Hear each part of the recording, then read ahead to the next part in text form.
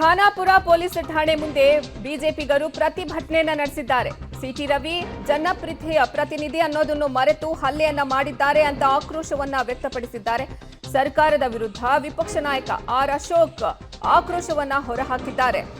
ರಾಜ್ಯವನ್ನ ಕಾಂಗ್ರೆಸ್ನವರು ಮಿನಿ ಪಾಕಿಸ್ತಾನವನ್ನ ಮಾಡಿದ್ದಾರೆ ಅಂತ ಹೇಳ್ತಾ ಇದ್ದಾರೆ ಅಶೋಕ್. ಖಾನಾಪುರ ಪೊಲೀಸ್ ಠಾಣೆ ಮುಂದೆ ಹೈಡ್ರಾಮಾವೇ ನಡೆದಿದೆ. ಸರ್ಕಾರದ ವಿರುದ್ಧ ವಿಪಕ್ಷ ನಾಯಕ ಆರ್ ಅಶೋಕ್ ಅವರು ಆಕ್ರೋಶವನ್ನ ಹೊರಹಾಕಿದ್ದಾರೆ. ಸಿಟಿ ರವಿ ಹಣೆಗೆ ರಕ್ತ ಬರುವಂತೆ ಹಲ್ಲೆಯನ್ನ ನಡೆಸಿದ್ದಾರೆ. ಪೊಲೀಸರಿಗೆ ನಮ್ಮ ಸರ್ಕಾರ ಬಂದ ಬಳಿಕ ತಕ್ಕ ಪಾಠವನ್ನ ನಾವು ಕಲಿಸ್ತೀವಿ ಅನ್ನುವಂತಹ ಆಕ್ರೋಶ ಭರಿತ ಮಾತನಾಡಿದ್ದಾರೆ ವಿಪಕ್ಷ ನಾಯಕ ಆರ್ ಅಶೋಕ್. ಪರಿಷತ್ ಸದಸ್ಯ ಸಿಟಿ ರವಿ ಅವರನ್ನ ಈಗಾಗಲೇ ಬೆಂಗಳೂರಿನತ್ತ ಪೊಲೀಸರು ಕರೆದೊಯ್ತಿದ್ದಾರೆ. ಒಂದು ರೀತಿಯಲ್ಲಿ ಅವರನ್ನ ಎತ್ತಾಕೊಂಡು ಹೋಗು ಜೀಪ್ನಲ್ಲಿ ಬಲವಂತವಾಗಿ ಪೊಲೀಸರು ಕರೆದೊಯ್ದರು.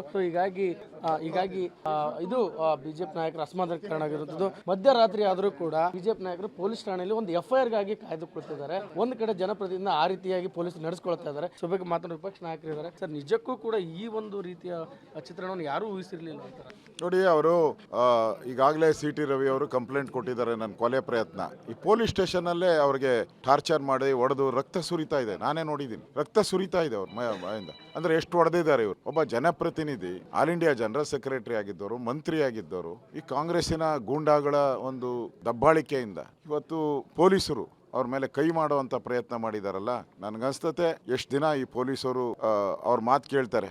ಒಂದಲ್ಲ ಒಂದಿನ ನಮ್ಮ ಕಾಲನೂ ಬರ್ತೈತೆ. ಅವಾಗ ಯಾರ್ಯಾರು ಈ ತರ ಕಾನೂನನ್ನ ಕೈಗೆ ತೆಗೆದುಕೊಂಡಂತ ಪೊಲೀಸರು ಅವ್ರಿಗೂ ಶಿಕ್ಷೆ ಆಗೇ ಆಗುತ್ತೆ. ಇದು ಬಹಳ ತಪ್ಪು ಮಾಡಿದ್ದಾರೆ. ಇಲ್ಲಿರುವಂತ ಪೊಲೀಸರು, ಇಲ್ಲಿರುವಂತ ಯಾರ್ಯಾರು ಅಧಿಕಾರಿಗಳಿದ್ರು ಅವರೆಲ್ಲರೂ ಕೂಡ ತಪ್ಪು ಮಾಡಿದ್ದಾರೆ. ಆ ತಪ್ಪಿಗೆ ದೇವರು ಶಿಕ್ಷೆ ಕೊಡ್ತಾನೆ. ಮುಂದೆ ನಮ್ಮ ಸರ್ಕಾರ ಬಂದಾಗೂ ಶಿಕ್ಷೆ ಕೊಡ್ತೀರಿ. ಕಣ್ಣಾರ ಎಲ್ಲಾ ಮಾಧ್ಯಮ ನೋಡಿದೆ. ಅವ್ರಿಗೆ ಹೊಡೆದಿರುವಂತದ್ದು, ರಕ್ತ ಬರ್ತಾ ಇರೋದು ಎಲ್ಲ ನೋಡಿದ್ದಾರೆ. ಈ ಪೊಲೀಸ್ ಕಮಿಷನರೇ ಹೊಡೆದಿರ್ಬೇಕು ಮೋಸ್ಟ್. ನನಗೆ ಅವ್ರ ಮೇಲೆ ಡೌಟ್ ಇದೆ, ಪೊಲೀಸ್ ಕಮಿಷನರ್ ಮೇಲೆ ಡೌಟ್ ಇದೆ. ಅವರೇ ಹೊಡೆದಿದ್ದಾರೆ ಅಂತ ಅನ್ಸ್ತತೆ. ಮಾರ್ಗದ ಮಧ್ಯದಲ್ಲಿ ಇನ್ನು ದಾರಿಯಲ್ಲಿ ಏನೇನು ಅವ್ರಿಗೆ ಟಾರ್ಚರ್ ಕೊಡ್ತಾರೋ ಗೊತ್ತಿಲ್ಲ. ಅದಕ್ಕೋಸ್ಕರ ನಾವು ಇಲ್ಲೇ ಕೂತಿದ್ದೀರಿ.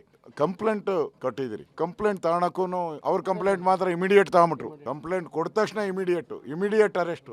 ಇವಾಗ ಕಂಪ್ಲೇಂಟ್ ಕೊಟ್ಟಿದ್ರಿ, ತಗೊಂತಾನೆ ಇಲ್ಲ. ಇದರಲ್ಲಿ ಅರ್ಥ ಆಗುತ್ತಲ್ಲ ಯಾರು ತಪ್ಪು ಮಾಡಿದ್ದಾರೆ ಅಂತ. ಸಿಟಿ ರವಿ ತಪ್ಪು ಮಾಡಿದಾನ, ಈ ಕಾಂಗ್ರೆಸ್ ಅವ್ರು ತಪ್ಪು ಮಾಡಿದ್ದಾರೆ, ಸ್ಪಷ್ಟವಾಗಿ ಅರ್ಥ ಆಗ್ತಾ ಇದೆ ಅಲ್ಲ. ನೋಡ್ತಾ ಇದ್ರೆ ನಿನ್ಗನ್ಸತ್ತೆ ಇದೊಂದು ಮಿನಿ ಪಾಕಿಸ್ತಾನವನ್ನ ಇವ್ರು ಕ್ರಿಯೇಟ್ ಮಾಡ್ಕೊಂತ ಇದೆ. ಪೊಲೀಸ್ ಸ್ಟೇಷನ್ಗಳೆಲ್ಲ ಕಾಂಗ್ರೆಸ್ಸಿನ ಸ್ಟೇಷನ್ಗಳಾಗೌಟ್. ಇದಕ್ಕೆ ಯಾರ್ಯಾರು ಇದಾರೆ ಎಲ್ಲ ವಿಡಿಯೋ ಆಗಿದೆ. ಎಲ್ಲಾ ಚಾನಲ್ ಅವರು ಇವ್ರನ್ನೆಲ್ಲರನ್ನು ವಿಡಿಯೋ ಮಾಡಿದ್ದಾರೆ. ಯಾರ್ಯಾರು ಪೊಲೀಸರು ದೌರ್ಜನ್ಯ ಮಾಡಿದ್ದಾರೆ ಅವ್ರಿಗೆಲ್ಲ ಮುಂದೆ ಕಾನೂನನ್ನ ಕೈಗೆ ತೆಗೆದುಕೊಂಡು ಜನಪ್ರತಿನಿಧಿಯನ್ನು ಹೊಡೆದಿದ್ದಕ್ಕೆ ಮುಂದೆ ಅವರು ಅನುಭವಿಸಬೇಕು. ಆ ರೀತಿ ಕೆಲಸವನ್ನ ನಮ್ಮ ಸರ್ಕಾರ ಮುಂದೆ ಬಂದಾಗ ನಾವು ಮಾಡ್ತೀರಿ. ಇವ್ರು ಯಾವ ದೌರ್ಜನ್ಯ ನಡೆಸ್ತಾ ಇದ್ದಾರೆ ಬಹಳ ದಿನ ನಡೆಯಲ್ಲ. ಒಬ್ಬ ವಿಧಾನಸೌಧ ಒಳಗಡೆ ನಡೆದಂಥದ್ದು ವಿಧಾನಸೌಧ ಒಳಗಡೆ ತೀರ್ಮಾನ ಬೇಕು. ಹಿಂದೆ ಸಿದ್ದರಾಮಯ್ಯನವರು ವಿಧಾನಸೌಧದ ಬಾಗಿಲುಗಳನ್ನೆಲ್ಲ ಹೊಡೆದಾಕಿದ್ರು, ಪಾಟ್ಗಳನ್ನೆಲ್ಲ ಹೊಡೆದಾಕಿದ್ರು. ಏನು ನಾವು ಕಂಪ್ಲೇಂಟ್ ಕೊಟ್ಟಿದ್ರೆ ಸಿದ್ದರಾಮಯ್ಯನವ್ರ ಮೇಲೆ? ಅಲ್ಲೇ ತೀರ್ಮಾನ ಆಗಬೇಕು. ಜನಪ್ರತಿನಿಧಿಗಳು ಇರೋವಂಥ, ಸ್ಪೀಕರ್ ಇರೋವಂಥ, ಸಭಾಪತಿ ಇರೋವಂಥ ಸ್ಥಾನದಲ್ಲಿ ತೀರ್ಪು ಆಗಬೇಕು. ಇವಾಗ ಸಭಾಪತಿಯವರು ತೀರ್ಮಾನ ಕೊಟ್ಟಿದ್ದಾರೆ, ಇಲ್ಲೇನು ಆ ಥರದ ಘಟನೆ ಆಗಿಲ್ಲ ಅಂತೇಳಿ. ಈಗ ಪೊಲೀಸರನ್ನು ಕಳಿಸಿ ಅರೆಸ್ಟ್ ಮಾಡಿಸಿ ಅವ್ರ ಮೇಲೆ ಕೊಲೆ ಮಾಡುವಂಥ ಪ್ರಯತ್ನವನ್ನ ಪೊಲೀಸರೇ ಮಾಡಿದ್ದಾರೆ. ಪೊಲೀಸರಂದ್ರೆ ರಕ್ಷಣೆ. ಅವರ ಒಂದು ಜೀಪ್ನಲ್ಲಿ ಇದು ಒಂದು ಆರೋಷಕ್ ಮತ್ತು ಯತ್ನಾಳ್ ಅವ್ರ ಮಾತುಗಳು. Cameraman Narayana Sunil Patil, public TV, Belagavi. ಬಿಜೆಪಿಗರು ಪ್ರತಿಭಟನೆಯನ್ನ ನಡೆಸಿದ್ದಾರೆ. ಈಗ ಖಾನಾಪುರ ಪೊಲೀಸ್ ಠಾಣೆ ಮುಂದೆ ಈ ವೇಳೆ ಸರ್ಕಾರದ ವಿರುದ್ಧ ವಿಪಕ್ಷ ನಾಯಕ ಆರ್ ಅಶೋಕ್ ಅವರು ಆಕ್ರೋಶದ ಮಾತುಗಳನ್ನ ಆಡಿದ್ರು. ಇದು ಪೊಲೀಸರೇ ಕೊಲೆಗೆ ಸಂಚನ ರೂಪಿಸುತ್ತಿದ್ದಾರೆ ಅಂತ ಹೇಳಿದ್ದಾರೆ.